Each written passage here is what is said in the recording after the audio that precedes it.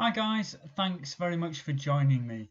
Now, last time we looked at the Blitz in World War II and the idea that Germany was bombing London and the cities in order to try and get Britain to surrender early in World War II.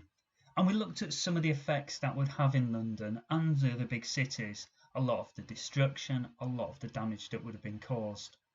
So today we're going to move on now. We're going to look at this idea of why were children evacuated. So that's going to be your title today.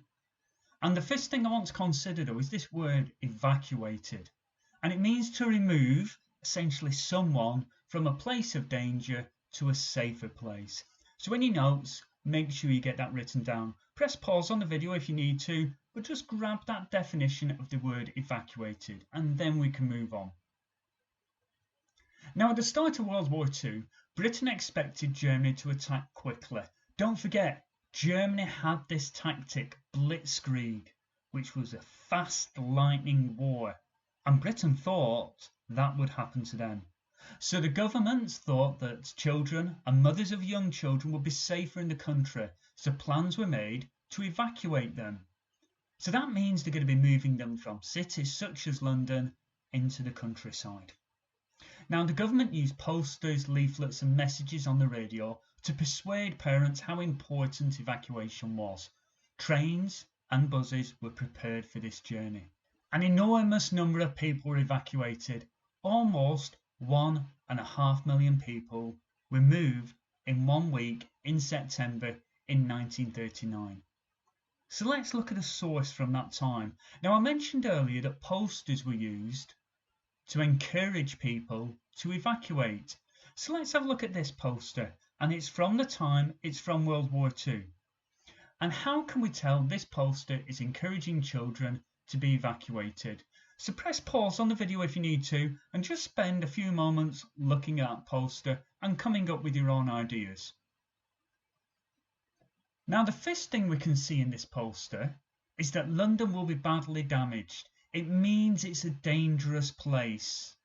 You're not going to want to stay in a place that's going to be that dangerous.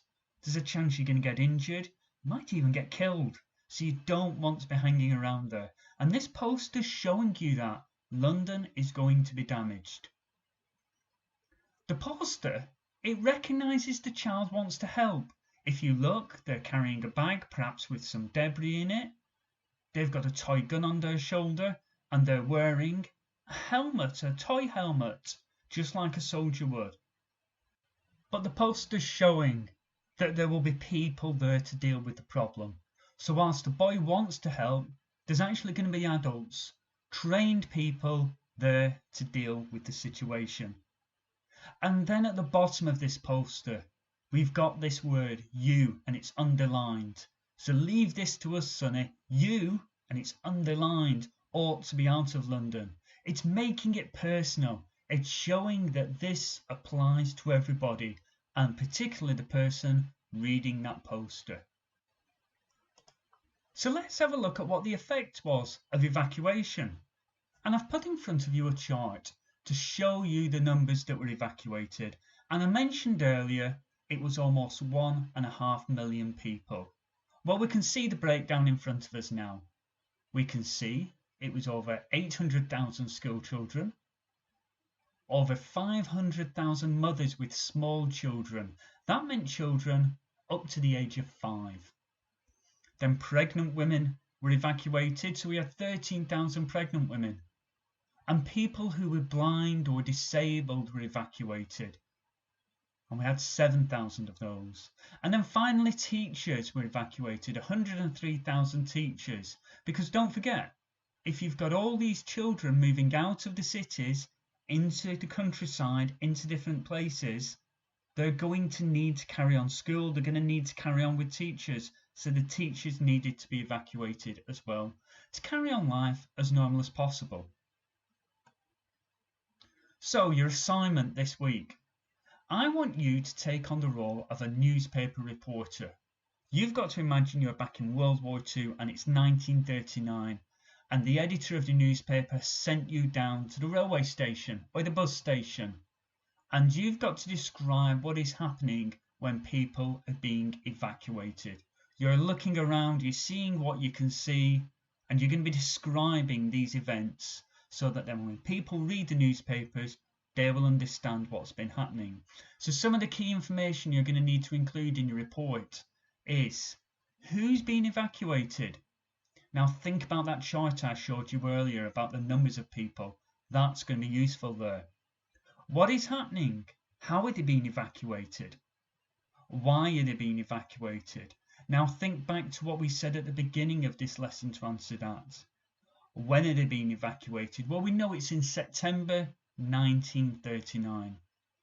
And where are you now? Where are you physically when you're writing this report? Well, you're going to be at a train station, but are you going to be in the countryside or in the city? You're in the city writing this newspaper report. So where are the children going to? You need to get that information in the report. Now these questions that you're asking, the 5 W's, who, what, why, when and where, they're really important questions that we always need to be using. Some people call them the reporter questions, other people call them the 5 W's, but that's what you need to use for your assignment.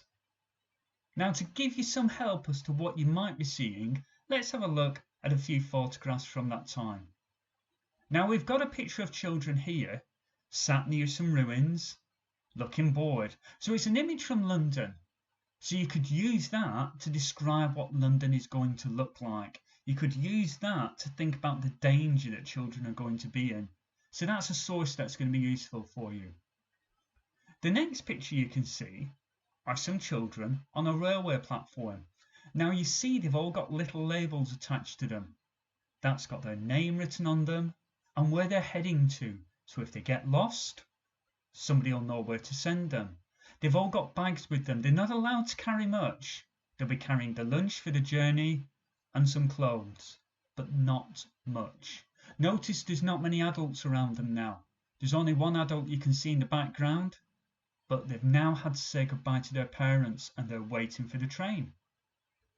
We can see here a line of children and some adults sat at a table marking them into a register. It looks like they've arrived now at wherever they were heading to. It doesn't look like they're in a city. This looks more like it's in the countryside. So they've arrived, they're checked in by adults, and then they're going to be sent to different places to live with families. Got another picture here. We're back at the railway station, and we've got a mother saying goodbye to her child. She's kissing him on the cheek. I want you to think about how mothers would have been feeling at that time. I want you to think about how children would have been feeling at that time. Are they happy? Are they sad? The mothers are going to be feeling really, really challenged. They're going to be happy their children are going to be safe, but I'm sure they're going to be incredibly sad to be saying goodbye to them.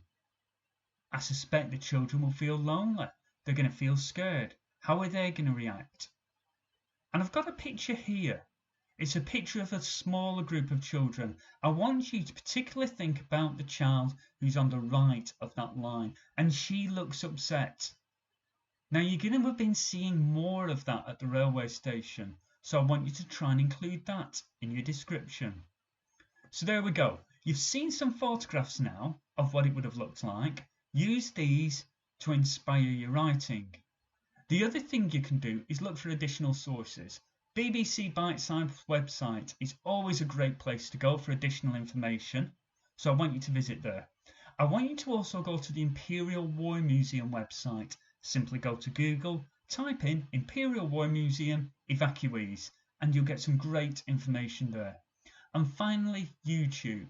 I've put a couple of headings up of YouTube videos you might find useful. In Evacuees Adventure, it's a BBC short video of a child following the story of an evacuee, and that's really useful. It's factual. And then a video, you may have seen this when you were at primary school in Key Stage 2, Goodnight Mr. Tom. The complete videos on YouTube. That's worth watching as well. But remember, if you're watching a film, a fictional account, you've got to remember it might not always be accurate, because for films they need to make them exciting for the viewer at that moment, and so it's not a documentary, but it is certainly something that you should be watching. There's your assignment for this week. You're a newspaper reporter at a train station describing what's happening when people are being evacuated. I've put the questions back up at the bottom, the 5 W's, to help you remember what you need to be including in your newspaper report. If you've got any questions, get in touch, message your teacher and ask for extra help. Otherwise, look forward to seeing your work. Thanks very much.